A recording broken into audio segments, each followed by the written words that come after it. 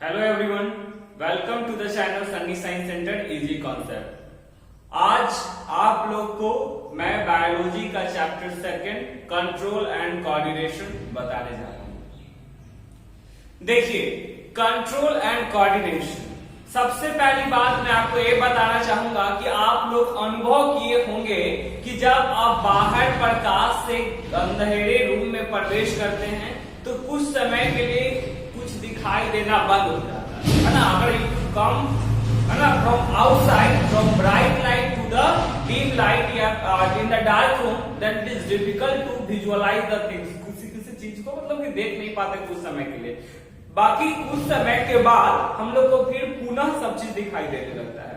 तो ऐसा क्यों होता है?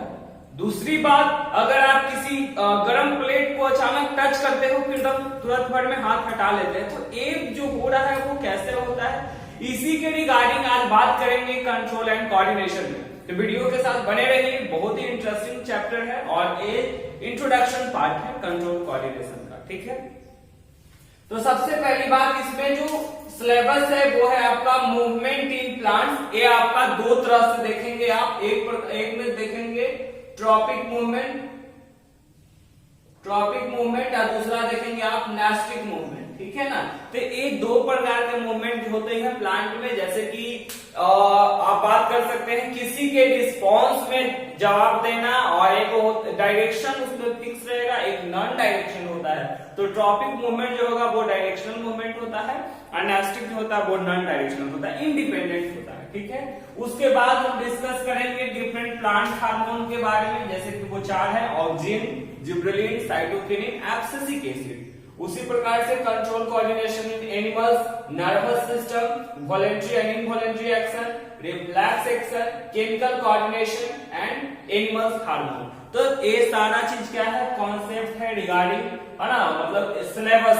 ठीक है, अभी हम डिस्कस करेंगे की कॉन्सेप्ट, है ना, इसका मतलब किस प्रकार से आप चैप्टर का ओपनिंग करेंगे समझने के लिए, कैसे क्या करते हैं। तो देखिए, हमारा जो बॉडी है वो एकदम कॉम्प्लेक्स बॉडी है ना, बहुत सारा है, क्योंकि हमारा जो निर्माण है ना, सेल के ग्रुप, टिश्यू के ग्रुप, ऑर्गन और ऑर्गन के ग्रुप, ऑर्गन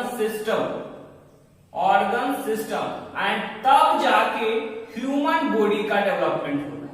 समझ रहे हैं? तो हमारा सीक्वेंस जो है, सेल से टिश्यू से ऑर्गन से organ system and then finally human body. तो इस प्रकार से डेवलपमेंट हुआ है।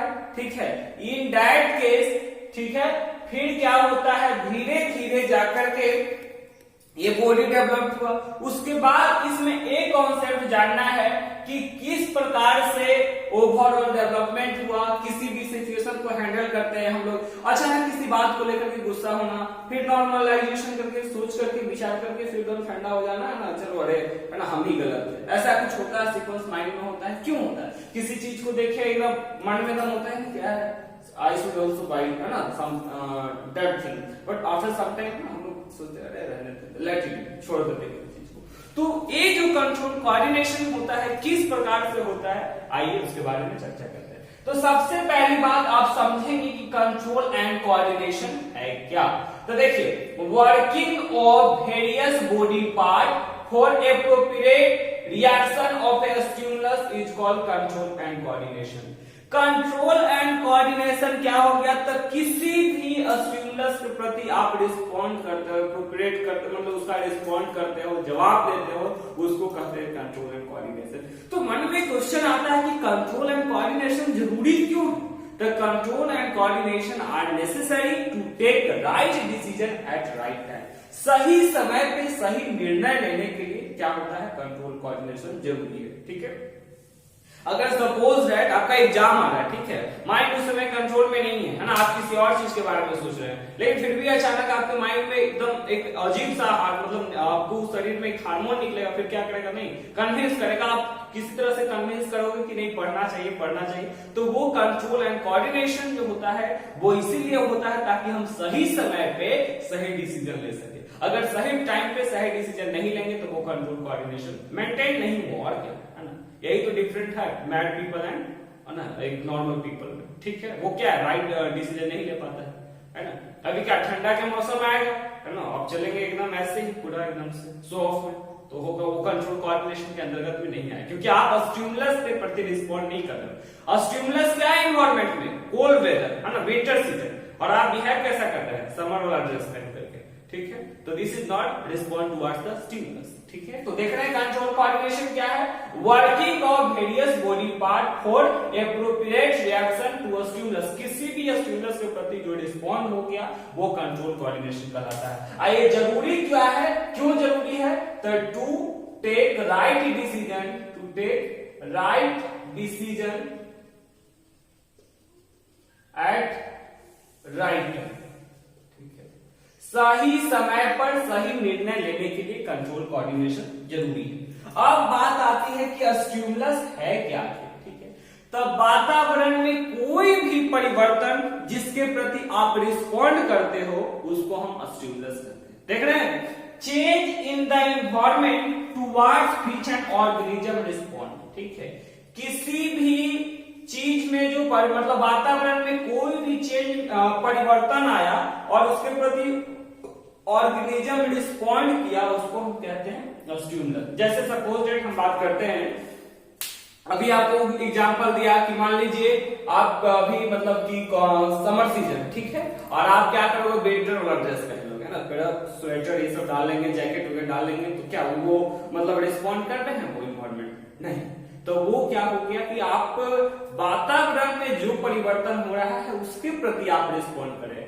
जैसे कि अभी कोविड-19 यानी कोरोना वायरस है, ठीक है, तो मतलब कि क्या है कि अगर आप रोड पे जाए मास्क वगैरह लगा कर चले, तो वो इन्वायरमेंट इस प्रकार से है कि आपको मास्क लगा करके चलना है ना।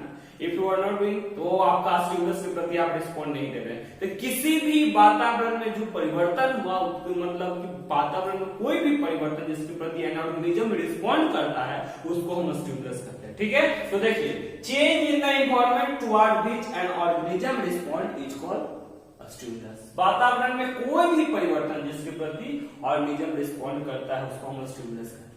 आ जाइए नेक्स्ट। इसके बाद इसमें लिखे हैं control and coordination is controlled by system in living beings, है ना। कंट्रोल एंड कोऑर्डिनेशन जो होता है, देखिए लिविंग बीइंग्स जब हम बात करते हैं तो आपके माइंड में बहुत सारे जनरली दो चीज आएंगे, एक तो आ गया आपका जितना भी ऑर्गेनिजम्स आ गया, है ना, और दूसरा जो आपको मन में आता है ये है कि प्लांट्स हो गया, ठीक है। लेकिन ऑर्गेनिज्म में क्या होता है, सेंस ऑर्गन होता है ना, सेंस ऑर्गन होता है, जबकि प्लांट में सेंस ऑर्गन नहीं होता है। लेकिन कंट्रोल कोऑर्डिनेशन दोनों में होता है, प्लांट में भी और एनिमल में भी। तो समझने वाली बात है कि सबसे पहली बात जो है कि control coordination is control in living things called the nervous system, माने नर्वस सिस्टम के द्वारा कंट्रोल कोऑर्डिनेशन होता है। तो किस प्रकार से नर्वस सिस्टम के द्वारा कंट्रोल कोऑर्डिनेशन होता है, तो हम उसका बारे में चर्चा करेंगे, ठीक है। तो देखिए होता क्या है, ह्यूमन बीइंग्स में हम लोग को दो तरह से ये कंट्रोल होता है। एक हो गया आपका नर्वस सिस्टम के द्वारा, और दूसरा जो हमारा कंट्रोल होता है वो है आपका एंडोक्राइन सिस्टम, या हम लोग हार्मोन सिस्टम भी बोल सकते हैं, ठीक है। हमारा दो तरह से शरीर में कंट्रोल कोऑर्डिनेशन होता है, number 1 with the help of nervous system and number 2 with the help of hormone system, ठीक है। तो कंट्रोल कोऑर्डिनेशन समझ आया आपको। देखिए control coordination is controlled by